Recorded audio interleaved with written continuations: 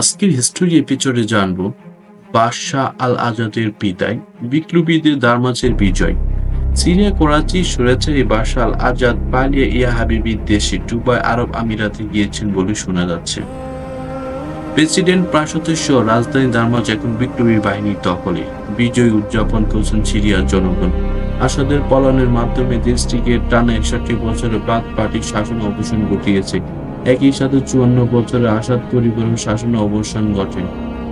বাশার আল আসাদের পিতা হাফেজ আল আসাদ দেশটিকে স্বৈরাচারী শাসন ব্যবস্থার প্রবর্তক করেন। হাফেজ আল আসাদ প্রথম দিকে সিরিয়াতে জনপ্রিয়তা পেলে পরবর্তীতে নির্মূল ও বৈষম্যমূলক শাসন ব্যবস্থাপনার জন্য জনপ্রিয়তা হারান।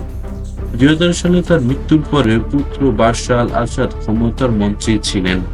সিরিয়ার বিপ্লবী বাহিনী কারাগার থেকে এমন কিছু কয়েদিদের মুক্ত করেন যারা জানতো না যে হাফেজ আল আজাদ মারা গিয়েছেন। তারা ভেবেছেন যে ইরাকের সাদ্দাম হোসেন হয়তো তাদেরকে মুক্ত করার জন্য সেনাবাহিনী পাঠিয়েছেন। তারা জানে না যে ইরাক এখন ধ্বংসস্তব্ধ এবং সাদ্দাম হোসেনকে ২০০৬ সালে হত্যা করা হয়।